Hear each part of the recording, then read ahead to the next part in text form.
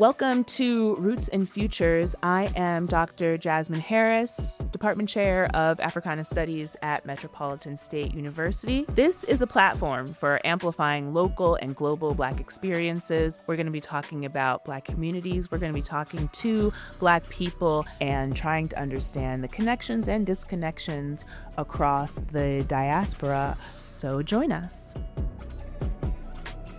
Hello, I am Dr. Jasmine Harris, and this is Roots and Futures. We're back for another episode. Today, I want to first introduce our co-host, Pius. Thank you, Jasmine. Thank you. So my name is Pius Kamau, Dr. Pius Kamau. I am professionally a surgeon, a physician, but I'm also a writer, and I have a memoir coming out pretty soon. I have done a large number of columns. I'm a columnist for the Denver Gazette. I have been on national public radio more times than I can count, etc., etc. I was born and raised in Kenya, although I have lived in Colorado for about 3 decades. So I'm very happy to be here. I'm very happy to be a part of this fantastic podcast. Thank you. I'm so excited for your memoir to come out and to read it. I think as someone who's written a memoir, Black people need to write more memoirs so people can understand, what our experiences are. Well, it's rather interesting because a few weeks ago, I approached an African-American woman here in town and begging her to try and introduce me to more people, African-Americans. And it was a really jarring experience for me in that she wanted to, number one, she said, I don't know who you are. Why am I going to help you since I don't know you? Secondly, who is interested in Africa? Who is interested in people's lives in Africa? And of course, I kind of shut my mouth and just walked away. So I think it's important, I think, for us to hear about other Black people's experiences. I think to learn about how they did, how things were, and how things are. Because in many ways, our histories are being relived on a continuous basis. Things don't just disappear. Colonialism didn't just disappear. Slavery didn't just disappear. We're still living those experiences that were lived 300 years in a different texture, maybe slightly different, maybe a new variation, but we are continuing to live that which was lived before. And we live very overlapping lives as well, which, I think that the education system, the government in the United States has done a very good job and made a concerted effort to make those things invisible so that then, Black Americans are like, well, why do we need to know about Africa? Who cares about Africa? That kind of response is manufactured, by the institutions that we have in this country. It's a shame. Well, so to me, it was one of those very interesting lessons in a very practical sense, that here's an educated woman, because she is a businesswoman, who essentially feels that, you can draw a line between continents, draw a line between I don't know, ages and, stages of our existence. History is a continuous story. It is, and being in the Africana department, can clearly see how history is one continuous river, is a continuous stream, which I think we need to be aware of, and we need to know about it. Yeah, absolutely. And I think that that's maybe a good segue into the conversation that we are going to have today about the sort of lasting legacy of racism and colonialism around the world, and specifically how it manifested itself. So we're going to talk about, something that happened recently at the British Academy of Film and Television Awards, the BAFTAs in London, where a man who is an advocate for Tourette syndrome, a man who suffers from Tourette's, was in attendance because a movie based on his life was nominated and being awarded, and a part of this condition is, not having control over the words that you say, and there was a moment when Michael B. Jordan and Delroy Lindo, who are the stars of Sinners that came out, in 2025, were on stage, and he yelled out "nigger." We, Are we allowed to say that? Or should I have this this is academic. Well, and I think even my hesitation in saying that in that way, right, with the hard ER, right, which is very different from the way that Black people in Black communities use it colloquially, says something about the severity of the word and how we sort of collectively across countries, across cultures, across races understand the severity of that word. But what happened, as Black people, Black Americans in particular, had the sort of public outcry, not just that it happened, but that BBC decided to air it. There has been this public discourse, which is, essentially asking the actors and the Black people that felt traumatized by hearing that word on television on this sort of global stage to be okay with it and to let it go, and that because this man has this disability, that we should not take as seriously the use of the word as we've been socialized to do. Well, it seems to me that we need to be more measured in our reactions towards what others say. We cannot, for example, censure what people think. That's one thing you cannot do because people think different things, and as you have no idea what people are thinking. But when people say things, I think we should have a sense of context also. And I think what you're talking about at the BAFTAs is is a matter of context. You know, I think the outcry that you hear and that we make, I think should also be measured also. So people have the right to sort of say, to yell about it, but I also have the right to sort of say, come on, guys, let's move on. You know, there's so many other really huge issues and problems that we have as a group and as a human race. I think to be spending so much energy with some of these things.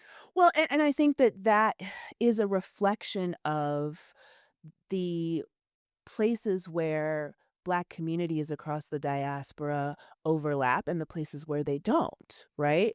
And I think that there's been a lot of attempt on the part of Black Americans, at least on the side of Twitter that I'm on, which is a lot of, Black academics, to educate not just white people around the world, right? But other communities of color around the world about the uniqueness of American chattel slavery, the relationship of American chattel slavery to that word, and then the proliferation of that word through Reconstruction, the end of Reconstruction, that happened very abruptly, Jim Crow and the civil rights movement. Whenever I talk about enslavement, right? And I I started my educational journey in white schools. I started my professional journey as a teacher in white schools.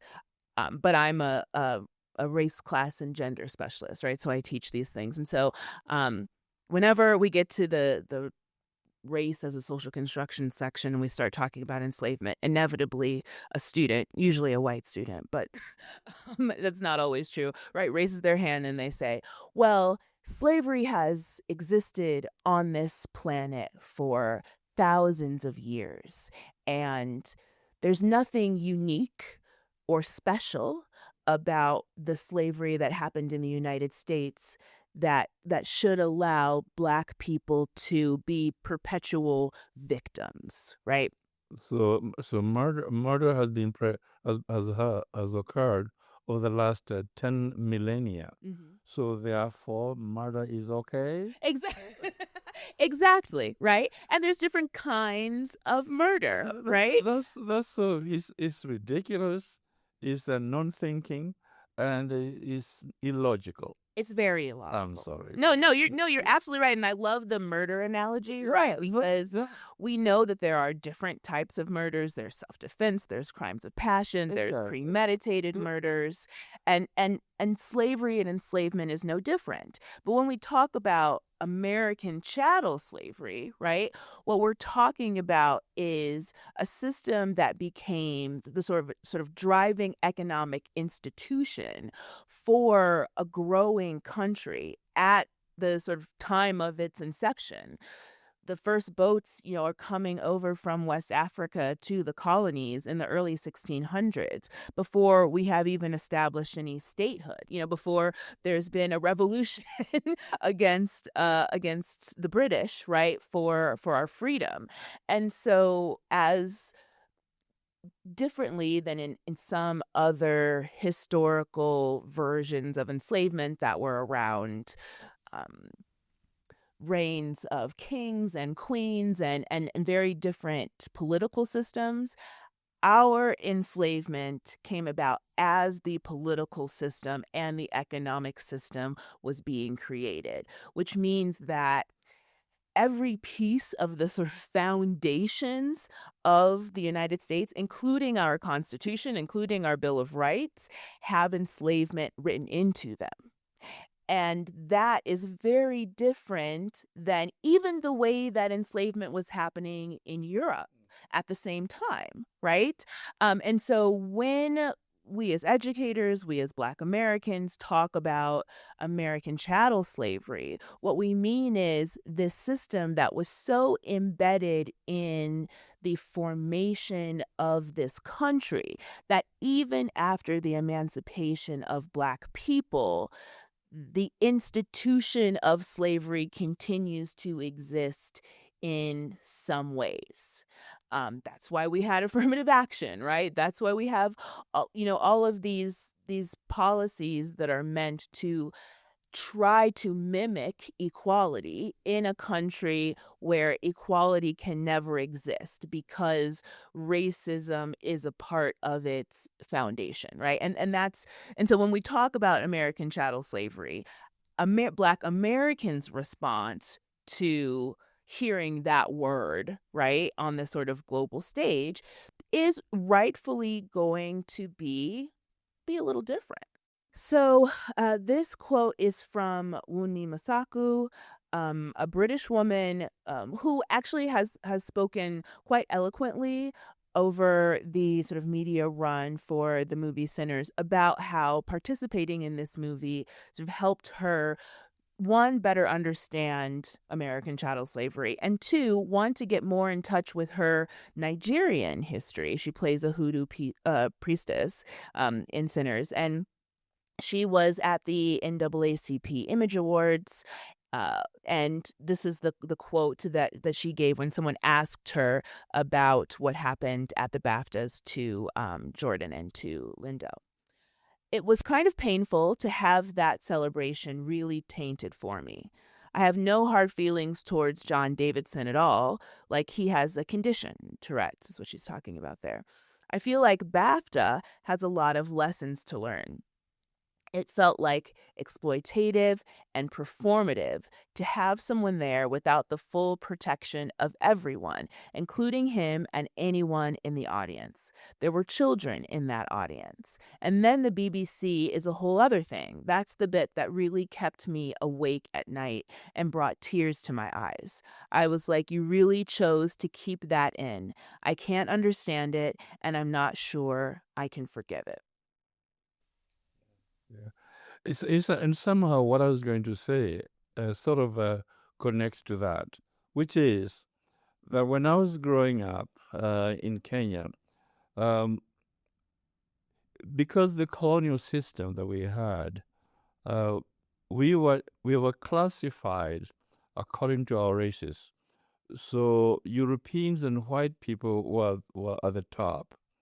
In the middle were Asians and mostly Indians, and at the very very bottom, the lower um, part of the ship were Africans, you know, um, and that went to it really sort of clarified what we received, what we didn't receive, from education to healthcare to the amount of money that Africans made.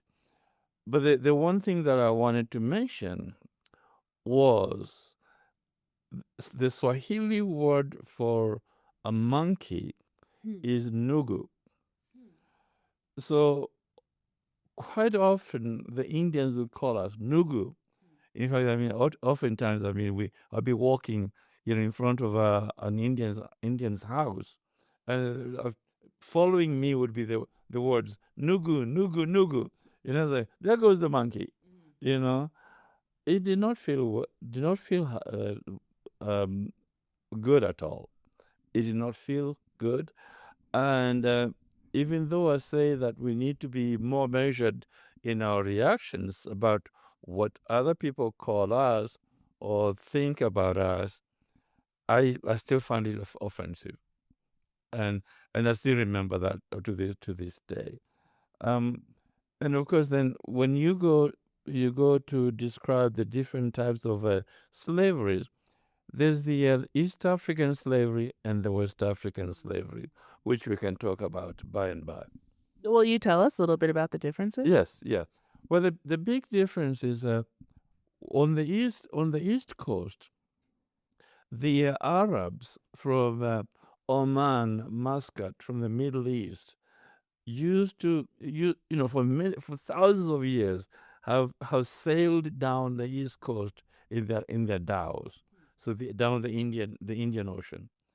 Um, and for the longest time, they would go to the interior of the country, to Kenya. It wasn't called Kenya then, but anyway, but the interior of East Africa, and grab black people and move them in long caravans to Zanzibar.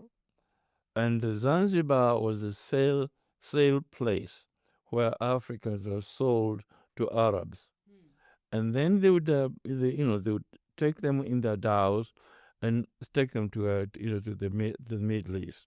So a lot of when you look at some Arabs today, many of them are dark, you know, and that's the African blood from the East African coast.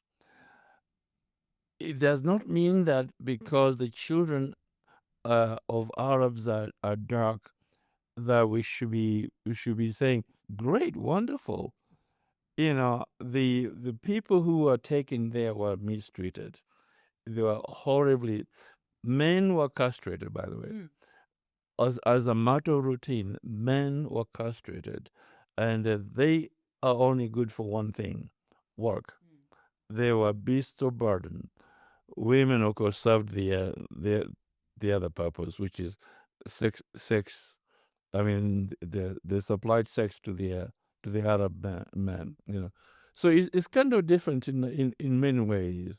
But this has been going on for more than 1,000 years, 2,000 years, much longer, much much earlier than Yeah. the West African slavery. That's so interesting because and I think this goes back to, why American chattel slavery in particular, has a different sort of feel to it, right? Because slave owners in the US would in the colonies even would never castrate their laborers, right? And in fact, because they wanted them to reproduce. they wanted them to reproduce, right? Exactly. And the Yep. reproduction of enslaved people was a very important part of the maintenance of the institution Exactly. itself, right? And we know that foremen and plantation owners would organize relationships between their, enslaved men and women with the sole purpose of trying to produce these Next generation of slaves. exactly, the strongest, the biggest, right? Regardless of what those two people felt for each other. And the other thing that I wanted to say is that one, I think it's really interesting that Nugu and Nigger are like very close. Uh-huh. I don't think that that's, Yeah, a Nugu, yeah. coincidence, Nugu, right? Nugu is the monkey. But also that something else that's very different about the United States is that our civil rights movement was very globally covered and understood. Our civil rights leaders were global leaders in that way, right? They traveled around the world talking about this message of equality, specifically and the problem of race in the United States. Their assassinations were global news. And so the work that Black Americans have done to create a sense of shame around that word, if it's being used outside of the Black community, has a lot of bodies, for lack of a better word, in its wake.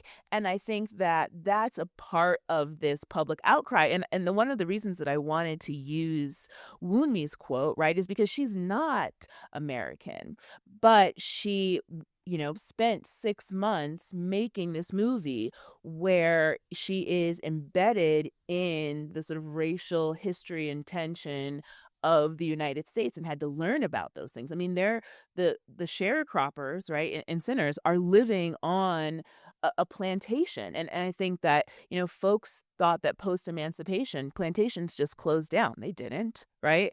Their economic system just changed a little bit. But most of the enslaved people stayed on those plantations and worked as sharecroppers. And Sharecroppers, so exactly. her this feeling of like, I'm not sure I can forgive it, I don't understand it, I think has been very different from Black British people, which are a much smaller population relative to the size of the country and also relative to the size of the Black American population, even though we're, only 12%. It's just a larger population. And we've been much more vocal about our fight for civil rights and the degradation that we associate with that word. And I think that the BBC, I think that the BAFTAs, I think that Europeans in general were very shocked that this sort of not excuse, but this reasoning of Tourette's was not to, Black Americans a justifiable reason not for it to happen, but for there not to be an apology and for it to be shown on BBC, right? This isn't something that happened live. There was a 2-hour delay. Warner Brothers, who, produced Sinners, their executives called the BBC between when it happened and when it was going to be broadcast and said, can you edit these things out? And the BBC edited out other offensive language and slurs that are not associated particularly with Black people. And so I think a lot of this sort of goes back to this idea that Black people around the globe, and this is where we overlap, right? We were talking earlier about like places where we overlap and places where we don't. Black people around the world have been told to just shut up and take it, right? That's the sort of long history post emancipation. It's like, fine, you're free, right? Around the world, fine, we won't enslave Black people anymore. Isn't that enough? And especially I think in 2026 with who we have in office and the way that he is making people think that certain things can be said that previously have not been socially acceptable, that this sort of outcry has been a reminder to folks around the globe that Black Americans are very serious about the small amount of progress that we have made in this country and around the world, and particularly around that word, which I think But is interesting. but I think something you may also want to explore a little bit is why is it that Black Americans um, are more vocal, let's say, than Brazilian Blacks, or or for that matter, Colombian Blacks. Why do you think that is? I mean, as a sociologist, I would say because America is the center of the universe, right? And I don't mean I mean that completely derogatorily, right? Like not in a nationalist kind of way, but in a, we don't, as a globe, we don't care what is happening in South America. We don't care what's happening in Europe. We don't care what's happening in New Zealand and Australia, places where there are native Black people around the world. Um, but they don't have the same level of attention, and therefore they don't have the same voice. And I think that's sort of what has been another sort of a social reminder to people, is that Black Americans have a very large voice and a very sort of collective voice, that we don't disagree publicly in ways that other Black populations do around the world. There's a sense of kinship that we use as a tool for power in some ways. Well, the yeah, and another thing which I think is very important, um, which always is at the front of my mind, which is um, the concept of enlightenment, which informed people like Jefferson, for example. Um, Even though it did begin in Europe, um, somehow infused the concept of the American Constitution in many ways. All men are created equal. Okay. Um, of course, I think essentially what the Except the Constitution, three-fifths yeah, slaves. yeah, the Constitution was essentially was reflecting what people like Kant Kant. and Hume and people so was saying, except yes, all men were created equal, except we don't consider Black people, Men, right. men, Yes, yeah, and, mhm. you know, and of course we don't consider women as Anything. equal. Yeah. As anything at all, yeah. Yeah, and so therefore, I think whenever we think about race and about slavery, we need to go back to the point where we began, which is the American Constitution. Mhm. Now, the people like the Douglas, he heard that, he knew that. Mhm. The poet, the Dunbar, and people like that, they all knew about that, Mhm. and so, and of course, I mean, Lincoln, for example, comes and they say, this has to go, you know, And then they killed him. and they kill, Th- Almost they immediately, always right? they Yeah. always do that. They're very good at that, Mhm. Um, even though they killed him, even though they did their best to continue to enslave Black people, there was change change took place, you know and NAACP was formed in the beginning of the 20th century, and so even today change is taking place. It is continuing to take place. And slavery took a long time to die, but it is the death of slavery continues even up to to this moment. Yeah, Yeah. absolutely. So we have a student here, Yes. Hi. Cy Holt, and he has a question for us. Right. Hello. Hello, everyone. Thank you guys for this discussion. For my question, I want to provide some like context that relates to your guys' discussion, but also sort of, frames my question. I was fortunate enough to go on a study abroad with the Africana Studies Department, a group of students and myself. We went to East Africa. We went to Rwanda and Uganda, actually. Beautiful. And we had a conversation with students from a African Leadership University, and it sort of revolved around much of what we're talking today about, like this idea of Black Americans versus African Americans. Like what should people who have African descent in America call themselves, right? And the African students were more on the side of you should not be African Americans if you don't know exactly where you came from in Africa, right?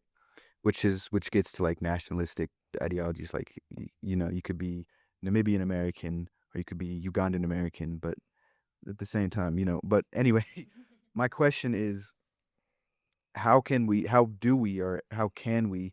get back to this sort of like Pan-African ideology that was present, in the Black Power movement, the Civil Rights movement, with like global leaders who were murdered, assassinated, right? And do movies like Sinners help? Like in the case of the woman you quoted. Yeah, I mean, it's a really good question, and I think it actually speaks to Pius what you experienced, you were talking about at the top of the show with the African American woman who There's who was like, "Why would anybody care about Africa?" Right? And so I think it's a really complex discussion, and I love, the professor in me loves that y'all were having this conversation while you were abroad. That's why we sent you there. Um, but, like, this idea of, am I Kenyan American? Am I Namibian American? That doesn't exist for Black Americans whose ancestors can be traced directly to the slave trade, like mine, for example, because those countries were not all clearly formed on that continent at the time. And the sort of shifting of borders and country names and country sizes and, all of those things over the last 300 years makes that almost impossible, right? I don't send my genetic material in the mail. However, some of my family members have. And as far as we can tell, we're most likely from the area that's now considered Cameroon. But it would be wild to walk around calling ourselves Cameroonian Americans. Like that that would feel false, right? As someone who is about to make my first trip to the continent and to Rwanda and Uganda, I've never been to Cameroon, and to identify myself as that because some 23andMe thing says that that's where the majority of my family's genetic material can be traced back to, doesn't speak to those connections. And instead, and this is why I think we sort of, as a country, have sort of settled on Black American. And it should be noted that what we have called ourselves over time has also been a reflection of the historical time that we were in, right? African American is a very 80s and 90s phrase that is sort of meant to move away from Black, which, in the 60s and 70s was seen as this very sort of harsh, overly political way to identify yourself. Um, and so, like, if you look at college departments, for example, that were created in the 80s and 90s, like the one that I came here from at University of Texas at San Antonio, that program was the African American Studies program. And one of the things that I was advocating for is for us to move it to Black studies so that it can be more diasporic, right? But also in the 80s and 90s, as Black people are sort of being socialized into assimilation and affirmative action and all of this, um, there wasn't a lot of discussion about the diaspora like there was in the civil rights movement, in the sort of Pan-Africanists. I think that Black American allows for that sort of Pan-African um, quality of Blackness in the United States to sort of rise to the surface, especially because when we talk about the diaspora, we're not just talking about the continent. We're talking about the Caribbean. We're talking about Mexico. We're talking about South America and Brazilians. There are all of these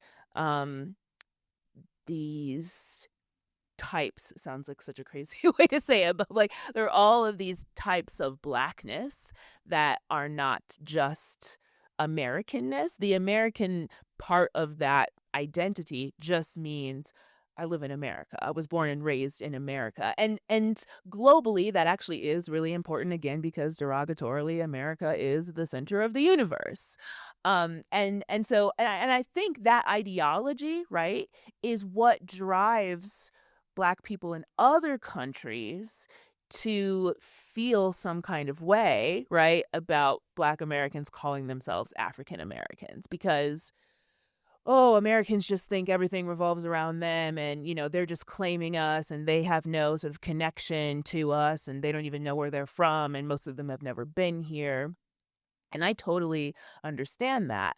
But that ideology also makes it very difficult for Black people to even be socialized to want to find out those things. And instead, what you get is what Pius experienced, which is, a Black person that has separated herself so distinctly from her African heritage that she can no longer imagine that other Black people in her social circle would be interested in what an African man is writing about.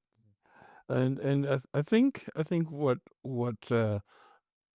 lacks here is knowledge. I think I think I I'm not going to let somebody who is ignorant uh, sort of sort of um, sort of form my thoughts and my conclusions and my ideas. You know, I I'm going to be listening to people who have thought about things, people who have an understanding, the base of what we are talking about, what we are thinking, what the world is doing and is thinking too. So I'm going to go back to slave owners and to say a slave owner who has sex with a black girl and they have a child and turn around and sell that child, that man is not a man. That man is not human. If you have a child, you have to you have to own up to the fact that you did. And I'm going to take the next step, which is to say, you had these children, black children. I don't care what you did, whether you sold them or you gave them away or whatever, they are still your children. Wherever they go, they are your children. You cannot say now because you're in a different continent, you're no longer ours. You're no longer mine. Those are your children. So I'm looking at it in a big way, which is all black children, wherever they are our children, you know? And that's how I would look at it. And then, from a global point of view, you have the white race, which for many years treated black people as inferior. So therefore, you could enslave them, etc., etc., etc. We who have been enslaved by white people need to gather together and fight the good fight. You know, so there's a number of ways of looking at this, and I think I would say to those people you're talking to, they had no understanding what they're talking about. They're ignorant. Well, and I love that you brought up the point of ignorance, right? Ignorance, yes. Because it brings me back to what happened at the BAFTAs and the response to what's happened at the BAFTAs, right? And I've been known to argue on Twitter a little bit with people from time to time. And and so I've been making comments about this happening, and I think I posted something that was like, all of this conversation is about the feelings of the disabled person who shouted the slur, right? Oh, he's been apologizing his whole life. He can't control it. You don't understand this particular kind of Tourette's.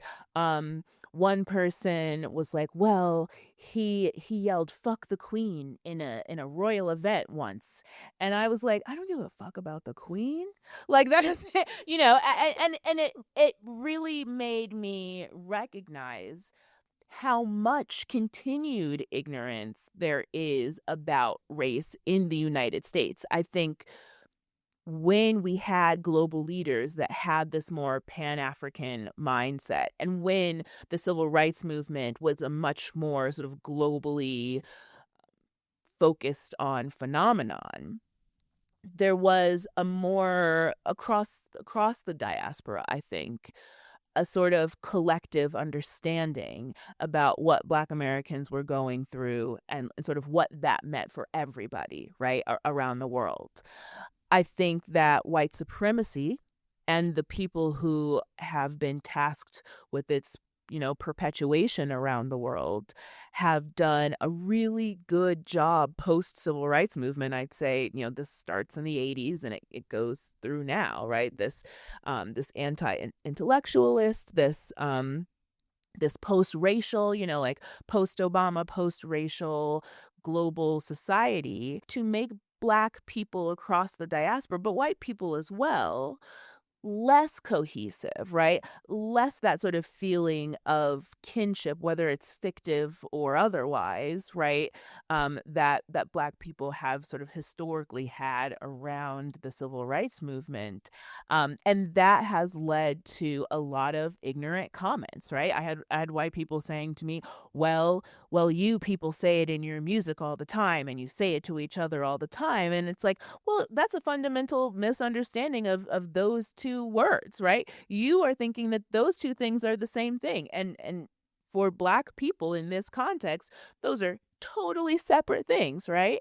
And the thing that I continue to ask on social media is, who is caring about the Black people who experienced this, right? Who is caring about their trauma? Who's caring about their degradation? Who's caring about how this has impacted them? And that's why I thought Wunmi's quote, saying that she's lost sleep over this, right?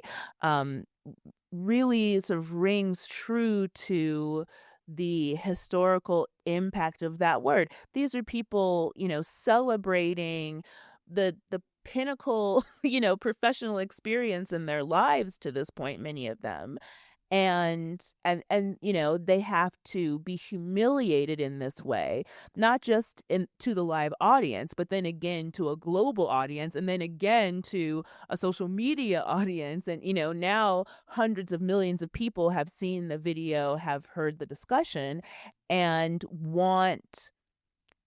have a very difficult time. And maybe I'm giving them the benefit of the doubt by even calling it a difficult time and not just saying they're being willfully ignorant about this, right? In understanding why we feel such trauma about not just the word being said, right? But like a white man shouting it in this context at this time, and then no apologies being offered, right? And to Wunmi's credit, and I think to all of the actors in the movie's credit, they all are saying, we understand that this man has this disability, right?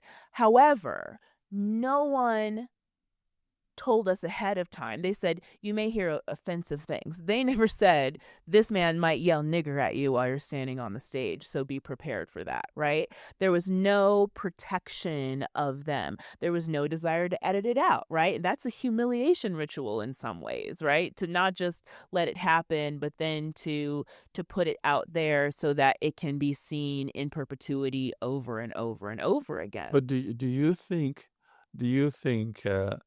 the fact that you and us having this discussion is a good thing. Oh, I think it's a great thing, right? I mean, that's what we're doing. Yeah. Maybe in some ways, this is a good thing that it happened, and it's a good thing that we're having a universal, a discussion across culture, Yeah. across races, Yeah. across continents. Absolutely. And, I'm always trying to educate people. And one thing that I will say before we wrap up is that what I have seen, especially amongst Black Brits, is a what's the word that I'm looking for? They are happy almost that Black Americans put themselves at the front of this, right? Because they don't have the same level of community, the same visibility, the same collective power that Black Americans do. And I think that they realized that there is some power in collaborating with us. And so maybe we're making our way back to that Pan-Africanism simply by the function of having these conversations. Yeah. If I may just say one quick thing here, a lot of Black Americans, African Americans, are going back to Africa, are going back to live in Africa. In fact, they're reclaiming their heritage, and I think that's a wonderful good thing. I can't wait for my own trip. There you go. I leave in 10 days. Thank you. This has been another great conversation. Thank y'all for listening to Roots and Futures, and we'll be back soon.